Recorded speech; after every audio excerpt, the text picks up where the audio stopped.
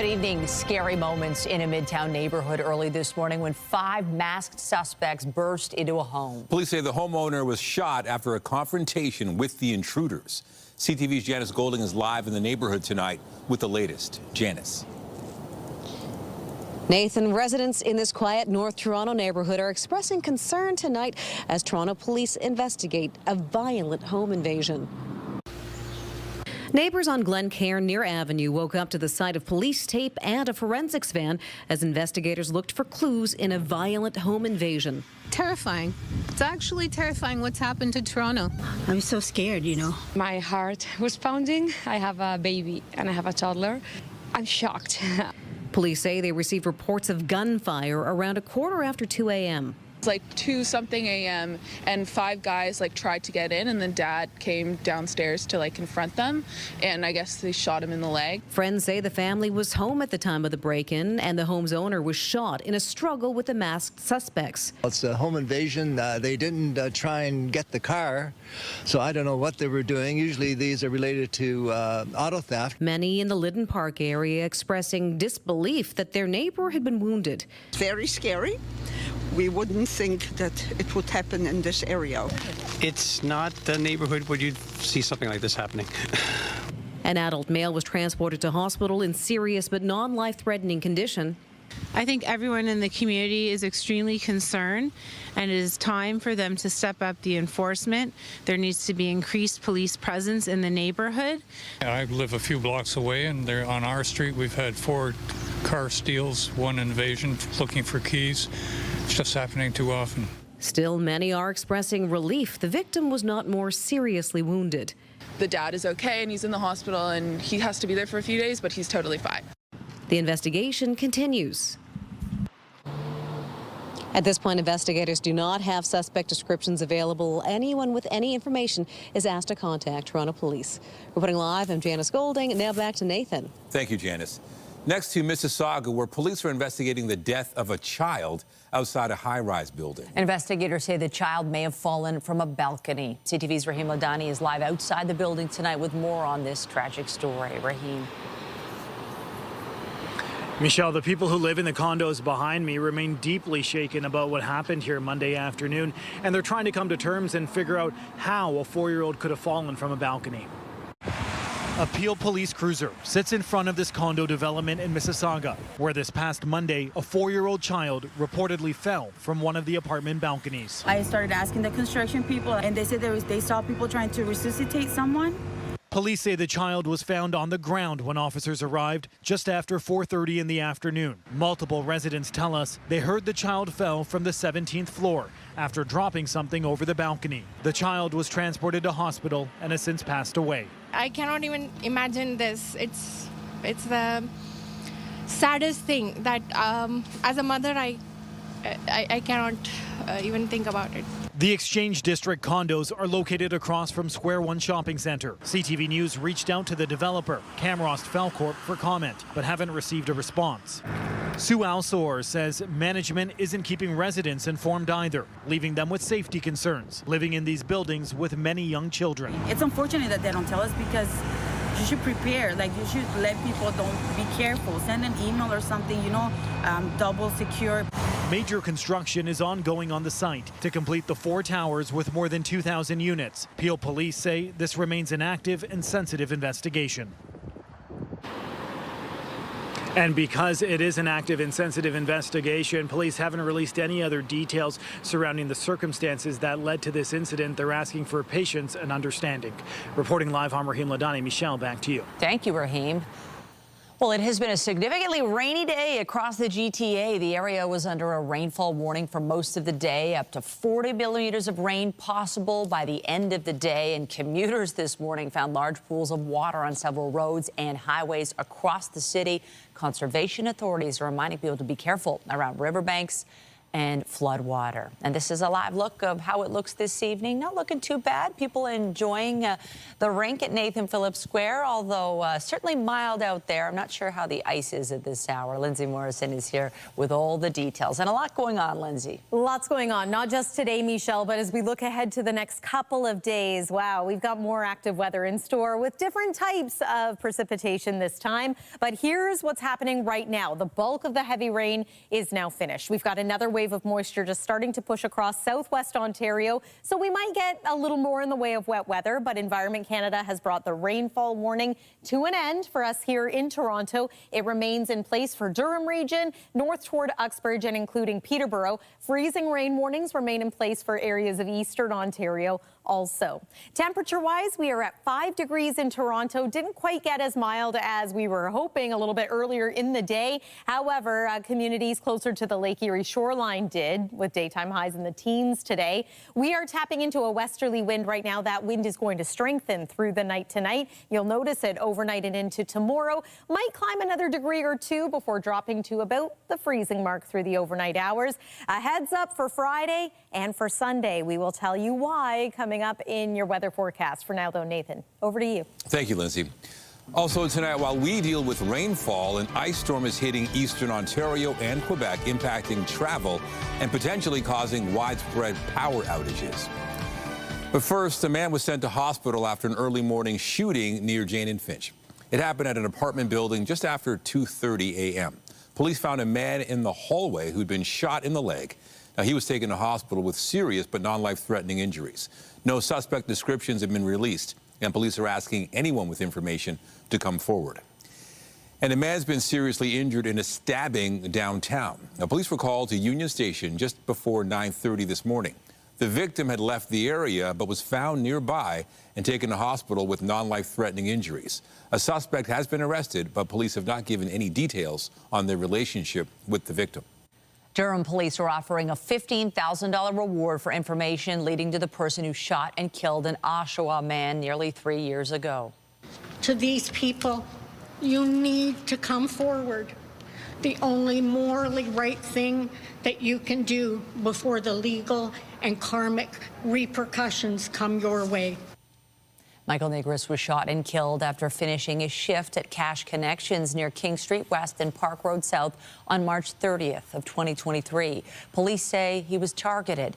Investigators say a stolen black Ford F-150 Raptor believed to be connected to the murder was found on a dead end on Dundee Avenue in Oshawa. Hundreds of hours of video have been reviewed, witnesses have been interviewed, and multiple investigative avenues have been pursued.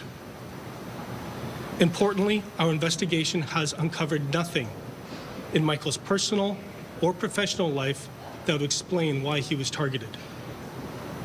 Michael was simply leaving work when his life was tragically taken from him.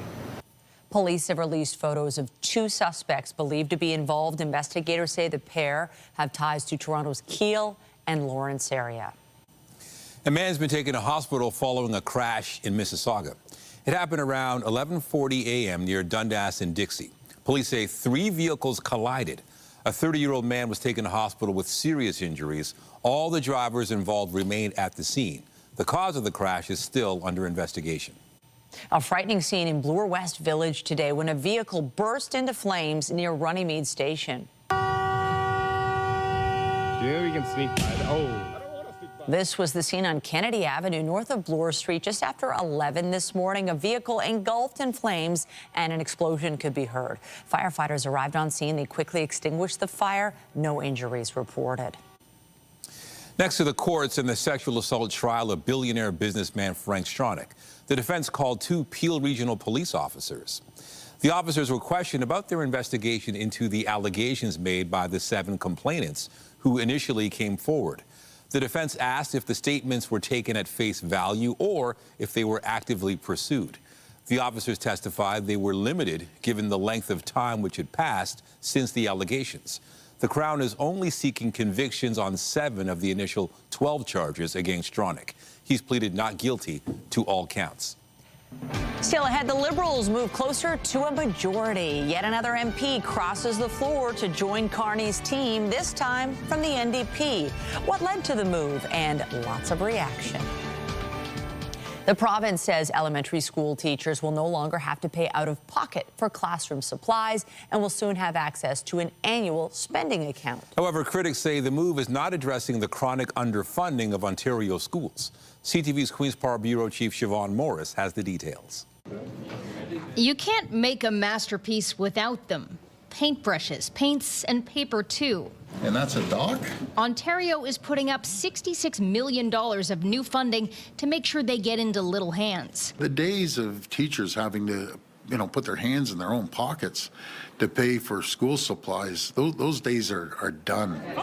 The Premier unveiling a plan to give elementary teachers $750 this fall to stock up their classrooms. I'm just so proud. I think this is the greatest thing I think we've ever done for public education. So here's how it works. This card helps teachers get connected to a website that will be set up by late summer. From that site, they'll be able to order everything from markers to paper towels. Supply Ontario will be running it to maximize the buying power. Opposition leaders say that portal won't be able to send what's actually needed. There's no website that is going to get that young girl in school who needs an EA. They can't click on that. This announcement does nothing to make class sizes smaller, to keep rural or northern schools open, to keep our students safe and supported in their classrooms. While the union that speaks for public elementary teachers appreciates the help, the government is trying to make us believe that this is a gift that's being given prior to what is going to be probably a very contentious round of central bargaining. ETFO is part of a group of leaders appealing to the education minister as he considers the structure of school boards. Mend it, don't end it, and include us in the discussions. The minister says he hasn't presented cabinet with options, including what to do with trustees. Those elected officials have been sidelined in 8 boards already. Nominations for this fall's elections open May 1st. We are seeing critical decisions in several of our boards happening behind closed doors via appointed supervisors without transparency. Paul Calandra says boards under supervision won't get their control back until they are on the right path. Like, full stop. If it takes us 1 year, 2 years, 3 years, 10 years, I don't care. But he doesn't see it happening anytime soon. Siobhan Morris, CTV News. After 3 shootings at GTA synagogues in the span of a week, the federal government is promising new money to support security precautions at Jewish community spaces. As a government, we must respond. So today, I'm announcing a $10 million investment in the Canada Community Security Program, the CCSP, to assist the Jewish community in enhancing security at its institutions. This includes synagogues, community centers, schools, daycares, and overnight camps. What's required in this moment, where the world may be going through very difficult challenges, is for Canadians to come together and to ensure primarily the safety and security of its citizens. Nobody was injured in the synagogue shootings and no arrests have been made. They remain under investigation, as does yesterday morning's shooting at the U.S. consulate on University Avenue. Ottawa's buzzing once again after another member of Parliament crossed the floor to the governing Liberals. As CTV's Michael Lecouchel reports, this latest party switch puts the Prime Minister within arm's reach of a majority government.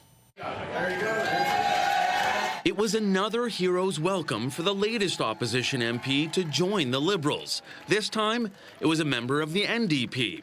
Laurie Idlout says threats to Canada's sovereignty and concerns for her constituents in the north led to this decision.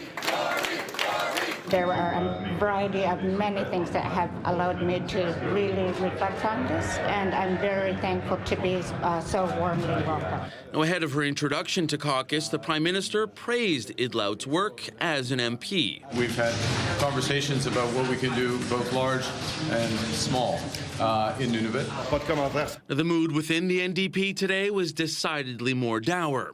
Less than a week ago, Idlout spoke at an event in support of leadership candidate Avi Lewis. I truly am nervous about my influence. Surrounded by his caucus of just 6 members, interim leader Don Davies said any floor crosser should have to run in a by-election. He also criticized Carney for poaching other MPs. Whether or not there's a majority government is fundamentally a decision of the Canadian people at the ballot box.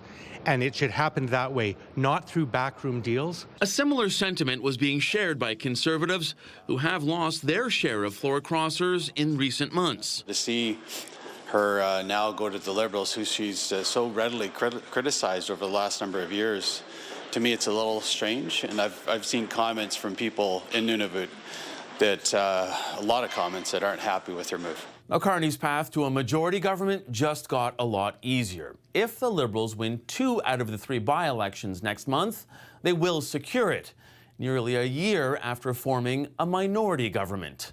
Mike Lecouteur, CTV News, Ottawa. Floor crossings in the House of Commons are not unprecedented, but this does mark the most Parliament has seen in some time. CTV's Rachel Aiello dives deeper into the trend and what political insiders are expecting to happen next. 4 floor crossings in just over 4 months. First, it was Conservative MP Chris D'Entremont, then Conservative Michael Maw. A third Tory, Matt Genroux, defected last month. And now, New Democrat MP Laurie Idlout has joined the Liberal caucus. To see this many parliamentary party switchers between elections is rare. But the Prime Minister and his inner circle say it's tied to the moment in history Canada is facing. I'm not surprised to see colleagues which are doing soul searching and say, I want to be at the decision table. The Liberals are also gaining support across the country, recently opening a 13-point polling advantage over the Conservatives. It shows right now the trajectory is favoring Mark Carney and the Liberals, and they're opening up a significant lead. The Honourable Leader of the Opposition.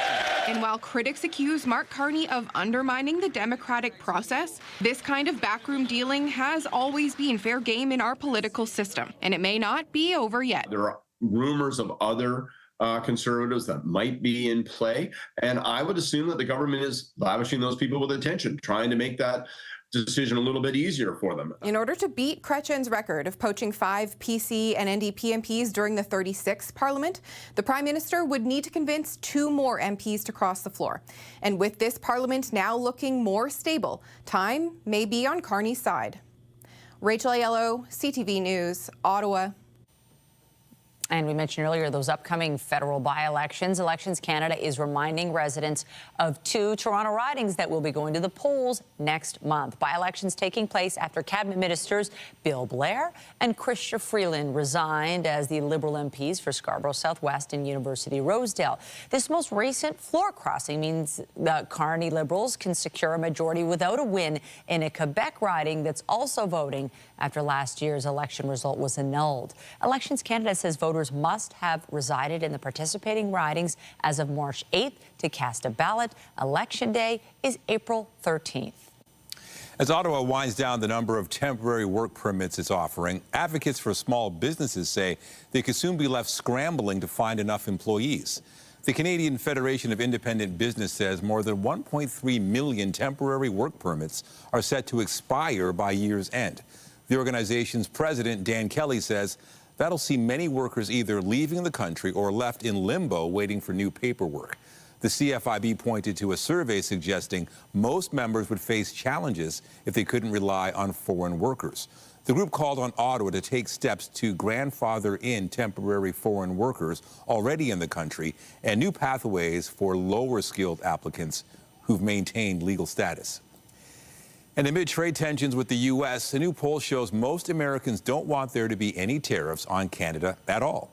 The Angus Reid Institute consulted more than 1,500 adults south of the border last week.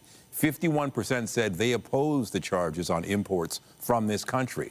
Respondents who identified themselves as part of Donald Trump's MAGA base were more in support of tariffs on Canada, but expressed a preference for minor rather than major ones.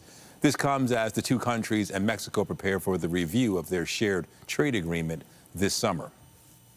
Well, the war in the Middle East is leading to increased fears of an economic crisis far beyond the region. CTV's Joy Malbin reports the concern centers around global oil supplies and a key shipment route under increasing Iranian fire. New video from Central Command shows the U.S. blowing up Iranian vessels suspected of laying mines near the Strait of Hormuz.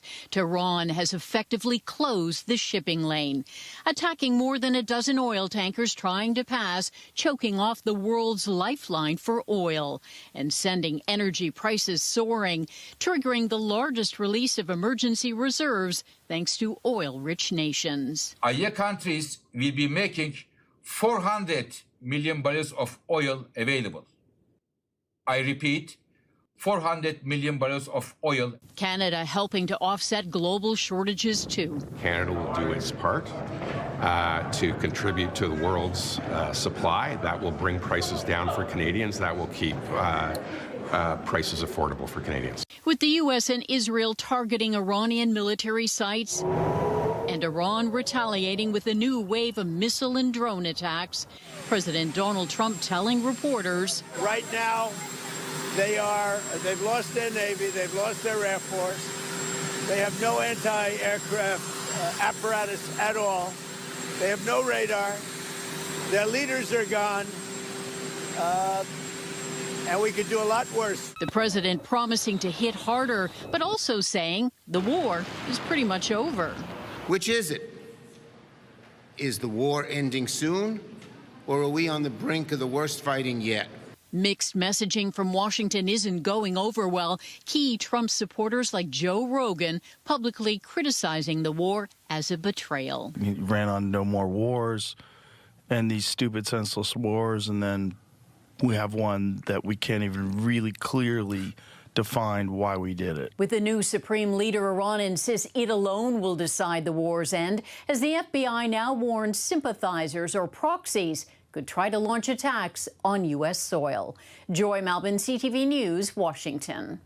The Strait of Hormuz may be far away, but the impacts are being felt here in Toronto. The Daily Bread Food Bank says one of the ships hit there was carrying food intended to support its clients in need. Perhaps there aren't losses, but rather delays. But a delay means a meal not on the table of somebody that needs it. So our hope is that the sailors are safe and that the food gets to the individuals. Neil Hetherington says the impacted goods are around half a dozen containers of rice, valued at around $90,000 in total. At the same time, the back and forth in the price at the pumps is continuing. Dan McTagg with Canadians for Affordable Energy says the price of gas will drop by 8 cents a litre tomorrow, while diesel will drop by 12 cents. Gas prices began rising last week as a result of the war between the U.S., Israel, and Iran. A slow-moving storm is making its way across Canada and affecting millions of Canadians. Some regions are getting freezing rain, but the system that was supposed to be historic hasn't lived up to predictions, at least not yet. Here's CTV's Genevieve Beauchemin. Red covered the arrivals and departures board at Montreal's airport. More than 150 flights canceled. This as sometimes intense but short and scattered bursts of freezing rain swept through eastern Ontario and Quebec. Patrick Suliak flew from Nunavut to watch the Montreal Canadiens beat the Maple Leafs. Amazing, like, it's way better compared to watching it on TV. Now he's stranded. Quite upset, but I can't do anything about it. Elsa Loteni's flight to see her 93-year-old mother was scrubbed too. I don't know the weather, because right now it's still okay. And though there were some power outages, others too wonder if predictions were too alarmist. The forecast had called for freezing rain amounts of up to 30 millimeters starting early in the morning. Warnings had gone out to prepare for a severe storm that could potentially cause widespread outages and damage. Schools shut down, municipal offices closed their doors. Supplies, including generators, were selling fast. They're running out of salt. It's like toilet paper at the beginning of COVID. 0, -1 is just borderline. Electrician Pierre Ouellet says better prepared than sorry. That's emergency system communication now. He's always ready to weather a storm lasting a month. He has food, water, V2 Delta, means of communications, and this is his 22-kilowatt diesel generator. I know what's happening when you don't have power, and I know what you need. I know everything because this is my job. So far, it's far from that ice cover now, but meteorologists say the forecast hinges on small variations, a degree more, and it's plain rain. But there's still freezing rain in the forecast for this evening, and there are these high winds battering the area, so this isn't over quite yet. Geneviève Beauchemin, CTV News, Saint-Basile-le-Grand, Quebec. Well, we managed to dodge the freezing rain here in the GTA, but there could still be a few slippery spots tomorrow morning. Temperature falls to about freezing overnight, slightly below freezing in the morning. And then we have a pretty nice afternoon tomorrow, but enjoy the calm between the storms. We've got another system coming in for Friday, and this one is going to bring us some snow. We'll show you how much coming up.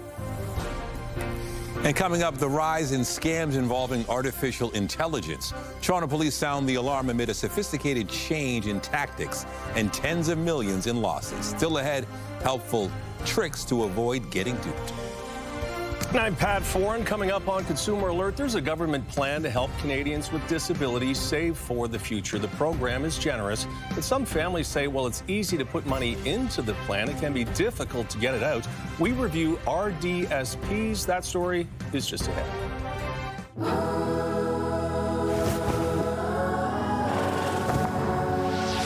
The World Cup is coming to Canada.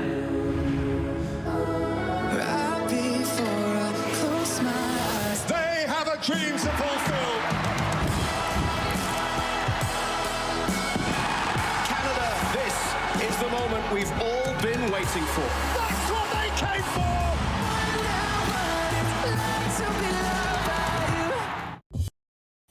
The Registered Disability Savings Plan, or RDSP, is a long-term savings plan designed to help those with disabilities save for the future. It was created in 2008, and while it's considered generous and one of the first of its kind in the world, some families say it could be improved. Here's Pat Foran with a Consumer Alert. Pat. Thanks, Michelle and Nathan. The plan allows families to help someone with a disability save money, and the government matches contributions with grants and bonds. But you may not be able to get the money until you're 60 years old, and some feel that's too long to wait. This is Sebastian. Say hi, Sebastian. Sebastian Correa of Toronto is 14 years old. He was born with a heart defect and had a heart transplant as a baby. His mother, Sandra Martinez, says while he's a happy boy, he faces many medical challenges. Transplanted heart, the fact that he can't eat by mouth, the fact that he doesn't speak, the fact that he has autism. Martinez says it was suggested they open a registered disability savings plan, an RDSP, for Sebastian, so he would have money when he was older. They believe they could make withdrawals from the plan after 30 years, but recently found out they'd have to wait much longer. We would not be able to touch his money until he was 60 years old. That was a shock to us. The family has about $100,000 in the RDSP. They must wait 10 years from the date of the government's last contribution to withdraw without penalty.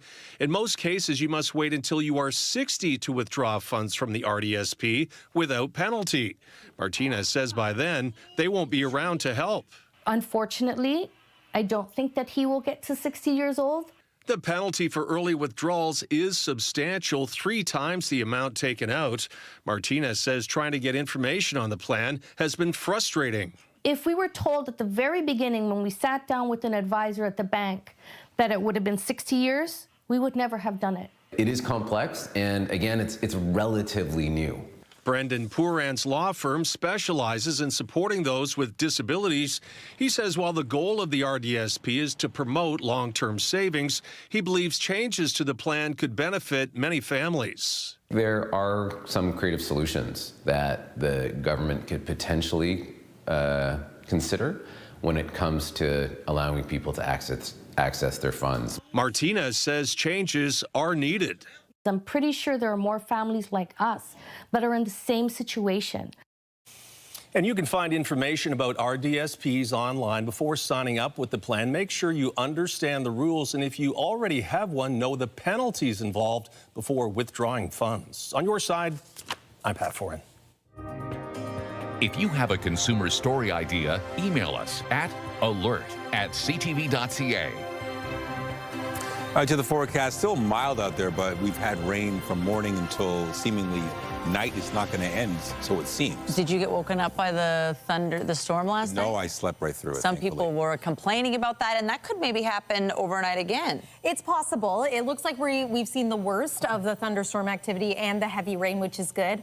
I was awake to witness and hear those rumbles of thunder, see the flashes of lightning early this morning. Mother Nature's alarm clock, if you will. As we make our way into tomorrow, a drier, brighter day, but don't get too used to that because more active weather is coming for Friday. Here's what it looked like a little earlier today. Very early on, we had heavy downpours accompanying the thunder and lightning. This was the Brooklyn area, the north end of Whitby. Yeah, it was coming down at a good clip there, that heavy rain. I do want to update you. Environment Canada now just recently ending the rainfall warning for Durham region, as well as for communities north of there, all the way into Muskoka. So gone now is the freezing rain warning for Parry Sound and Huntsville, as well as Baysville. Gone is the rainfall warning for areas like Gravenhurst and Bracebridge, as well as in through Peterborough. Still seeing freezing rain warnings for eastern Ontario, southern Quebec, and now the Maritime provinces too.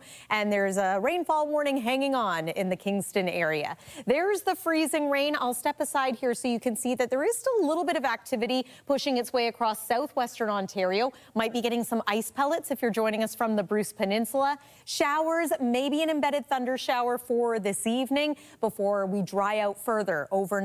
But you know what's going to be picking up tonight? The winds. They're going to be quite strong out of the west and then eventually the northwest. Northwest winds for tomorrow will cool us down in the early morning and also bring us the chance of flurries starting overnight and then into the day on Thursday. See that? That's our next weather maker for the day on Friday. So let's break it down timing-wise. Around 8 p.m. tonight, still likely to be seeing some wet weather again around Niagara, Hamilton as well, and then parts of Muskoka. As we make our way overnight and into Thursday, you can see some scattered flurries. No major snow until Friday. And so major is going to be the relative term here. We've had some pretty big snowstorms so far this winter. This one is going to arrive Friday morning, perhaps midway through the AM commute. Snow is going to fall for a good portion of the day. See that mixing line right around the shoreline of Lake Ontario. Could see a change over to some rain Friday afternoon in those communities, especially downtown Toronto and the West End. If that happens, that's going to lessen the snowfall totals.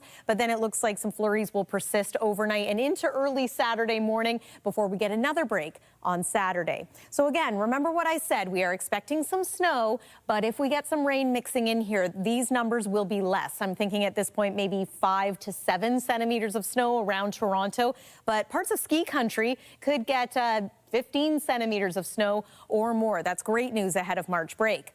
It's 5 degrees this hour at Pearson Airport. We have struggled to feel the warmth today, and we're expecting to fall to about 0 through the overnight hours tonight. Waking up tomorrow morning just slightly below freezing as the day goes on. And then afternoon temperatures are slightly on the plus side, but also slightly below seasonal. We should be around 4 degrees this time of year in Toronto. We will be cooler than that into next week. There's Friday, but let's also talk about Sunday. Periods of snow or rain expected that day too. That's the weather for now. Michelle, over to you. Thank you, Lindsay. Also tonight, a major breakthrough in Lyme disease research. Scientists at the University of Guelph create biosensors that may one day lead to an easy at-home test. When you see it happen, send it to CTV News. Text 10400 from your screen to ours. Text 10400. A new device being developed by Guelph University researchers is promising new hope for Lyme disease patients. They're called biosensors. CTV's health reporter Pauline Chan explains.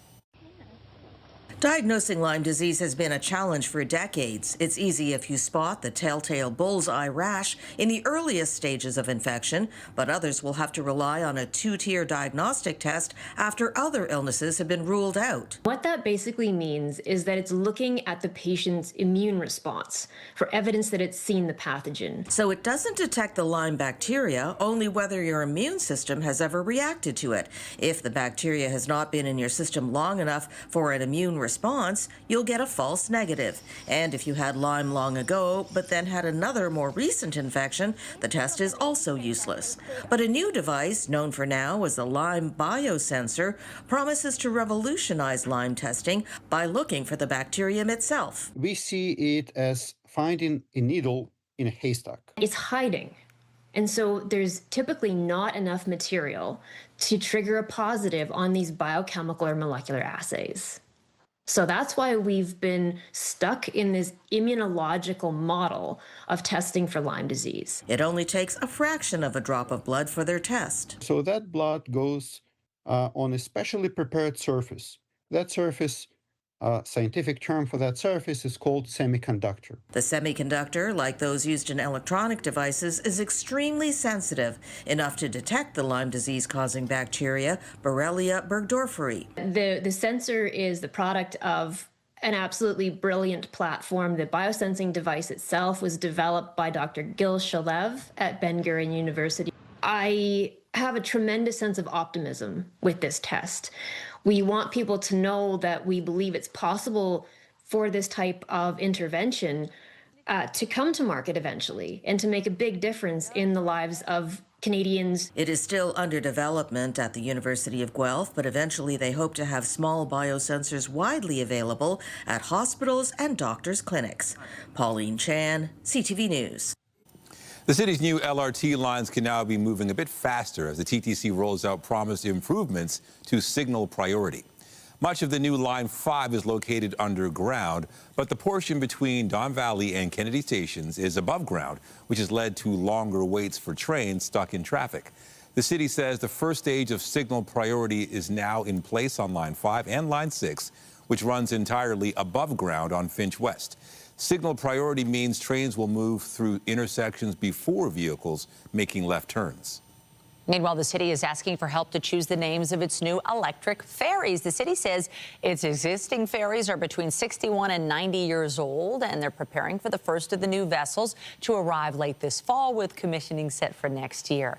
A mix of staff and community members came up with several names, including Blue Current, Great Lake Dancer, and Lady of the Keys. Residents could vote for their favorites on the city's website. Well, just a few days to go until the Oscars, organizers are getting the venue ready for Hollywood's biggest night. Host Conan O'Brien joined staff in helping to roll out the red carpet at the Dolby Theatre. He said he's planning to take some slightly bigger swings in his comments than he did last year. Oscars organizers have said they're preparing special cinematic tributes for sinners and K-pop demon hunters as the countdown continues to the 98th Academy Awards, airing Sunday night right here on CTV. And speaking of award shows, comedian Nikki Glaser has signed on to host the Golden Globes for a third time. This is next year. Her performance at this year's ceremony was once again well received by critics and got a positive online response, with clips widely shared on social media. Glaser celebrated the news, saying, "See you again in 10 months." After the break, Canada's housing supply made significant gains last year, but Toronto is still lagging behind. A look at the market pressures facing our city coming up.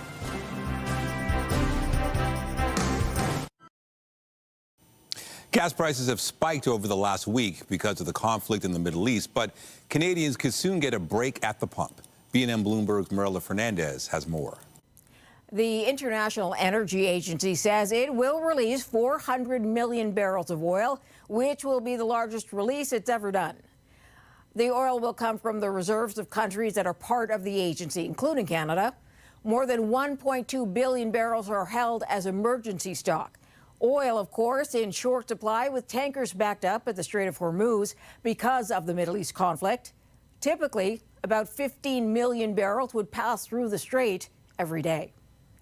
The conflict is also pushing fertilizer prices up. About a third of the global fertilizer trade passes through the strait.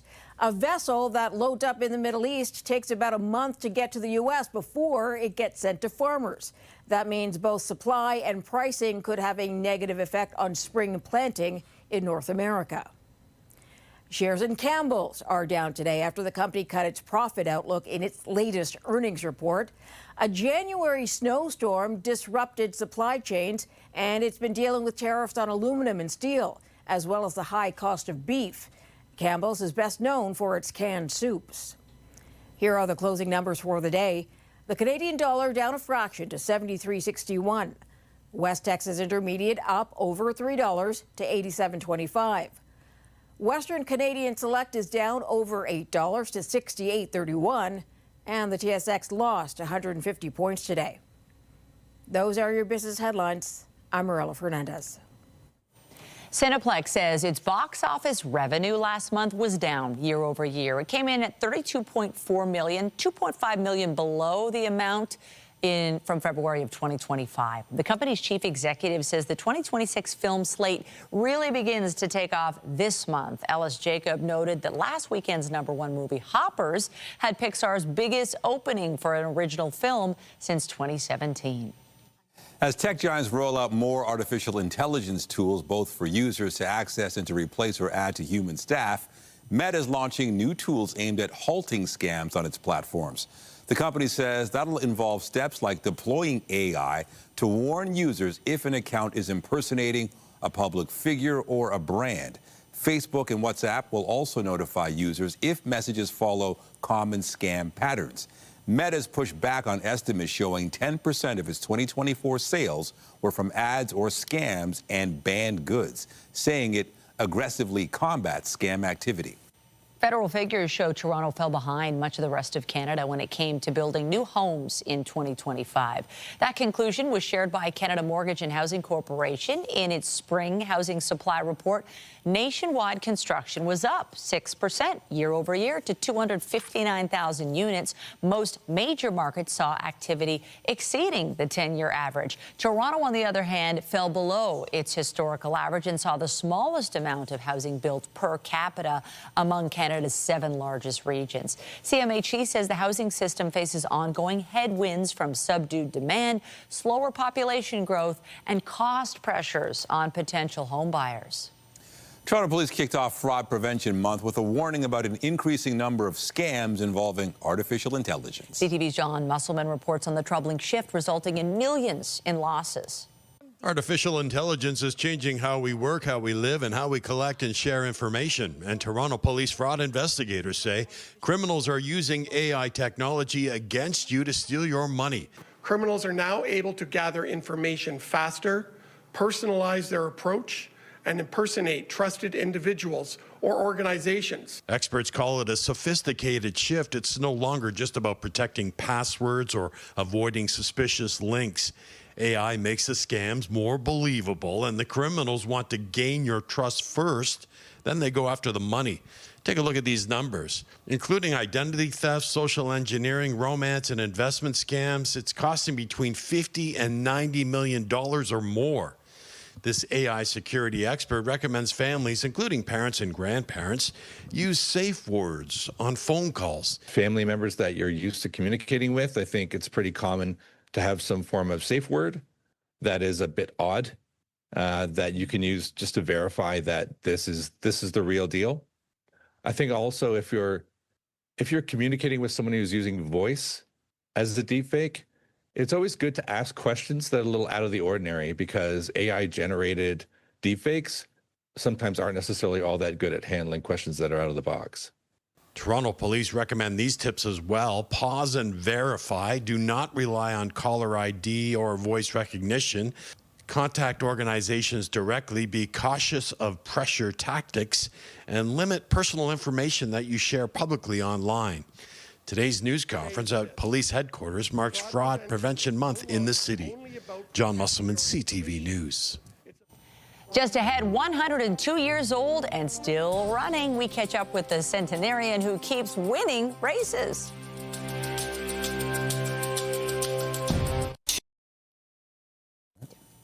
Finally tonight, meet the Toronto man that's taking the idea of an active senior to the next level. Sure is. CTV's Andrea Case introduces us to a multi-sport champion who's still competing and winning at 102 years old. The 60-meter dash at the Canadian Masters Championships. And they're off. 40 seconds later, and the last to cross the finish line was Atar Singh Sikon. Not bad for an old man. How old? Sikon is 102. Through his son, Jakinder Singh Sikon, Atar says he's feeling very good today. Legally blind and hard of hearing, Jakinder is by his side as a precaution. He had a busy weekend. In addition to the shot put, he took on the 50-meter and 200-meter race, winning each in his age group at a competition for athletes over the age of 35. But at his age, he's the only one in the 100 to 104 category. Sikon moved to Canada in 1988 at the age of 64 and began exercising in his 70s to stay in shape. But he didn't start competing until 2017 at the age of 94. He hopes he lives more longer. So long he lives, he will keep doing all these athletic activities. As a Sikh, Attar says if he is reincarnated, he hopes to return as an even better athlete. It's easier to raise strong and positive kids than to repair broken adults. If I can do at 102, why not other levels of age people can do these things? Andrea Case, CTV News. This is incredible. And speaking of athletes, a big win for Team Canada, who just beat Cuba at the World Baseball Classic. The 7-2 victory gives Canada not just a second-round berth, but also gives them the first-place spot in Pool A. And this is Canada's first ever WBC quarterfinal berth, and just been a great past 5 months for baseball in this city and country. It's a baseball era here in Canada. We love it. Okay, get us through this active weather. Yeah, I'm glad we have the baseball to cheer about because I'm not sure everyone's loving the forecast. One more look at the satellite and radar. A few more showers look like they could push through as we progress through these evening hours, but we're done with the heaviest rain, and the freezing rain is well to our east. Here's a look at tomorrow's temperature, +2. And yes, overall, the next few days are going to be quite active, especially Friday and Sunday with some snow. Nathan and Michelle. Thank you so much. That's it for us, but be sure to join Omar Sachedina at 11 tonight for CTV National News, followed by Zoraida Allman, who has your next local newscast at 11:30. Meantime, our coverage continues anytime on CP24 and at CTVNewsToronto.ca. For Lindsay Morrison, the whole team here, thanks for watching. Have a great night.